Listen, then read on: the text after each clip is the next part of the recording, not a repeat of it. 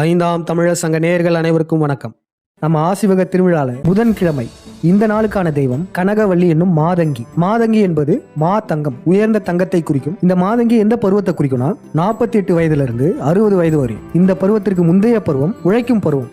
உழைப்பின் பலனாக பொன்னும் பொருளும் கிடைக்கும் பருவம் தான் இந்த பருவம். இந்த தெய்வத்திற்கான படையல் என்னென்ன வைக்கலாம்னா, குபேர பொம்மை வைக்கலாம், தங்க நகைகளை படையலா வைக்கலாம், அப்புறம் தங்க காசுகள் இருந்தா அதை படையலா வைக்கலாம், இல்ல தங்க காசுகளின் மாதிரி வடிவங்களை படையலா வைக்கலாம். நாம் படையல் வைத்ததுக்கு அப்புறம் வழிபாட்டு பாடலை போட்டு பூச்சொரிந்து தீபாராதனை காட்டி கடைசியில் படையல் உணவை அனைவருக்கும் பகிர்ந்து உண்ணலாம்.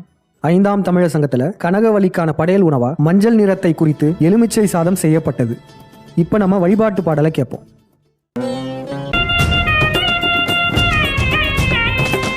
பன்னிரு ஆண்டுகள் பருவத்தின் பயனென எண்ணிரு செல்வமும் வளம் பெறச் செய்வாள். மஞ்சள் குங்கும மங்களம் அருளும் எங்களின் தாயே கனகவல்லியே. அழைத்தவரின் நிலையகற்றிடச் செய்வாள், பிழைத்தவர் தம்மை போற்றிடச் செய்வாள். உழைத்தவர் செல்வத்தை உயர்த்திடச் செய்வாள், தழைத்தவர் பெருமை ஓங்கிடச் செய்வாள். அறமானருளிய தெய்வமும் நீயே, திரவோ நீட்டிய செல்வமும் நீயே. நெறி நின்றொழுகும் நற்குணம் நீயே, தெரிவையின் மஞ்சளை காத்தருள்வாயே. பொன்னும் நீயே, புதனும் நீயே, மண்ணுயிர் காக்கும் மாறி நீயே. என்றும் நீயே இருப்பவள் தானே, அன்னை வடிவில் அருள் புரிவாயே.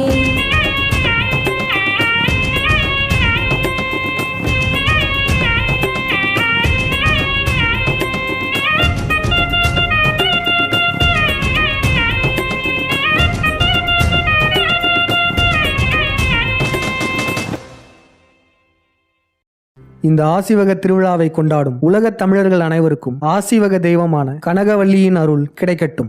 பரசுராம காலகட்டத்திலிருந்து விஜயநகர காலகட்டம், ஆங்கிலேயர்களின் காலகட்டம் வரையும் தமிழர்களின் தங்கத்தை நம்மிடம் இருந்து திருடி கொண்டு போயிருக்காங்க. தங்கம் என்பது பொருளாதாரத்தை தீர்மானிப்பதற்கான ஒரு முக்கிய அளவுகோல். நம் ஆசிவக தெய்வமான கனகவல்லியின் அருளால் மீண்டும் தமிழர்களிடம் தங்கம் வந்து சேரும்.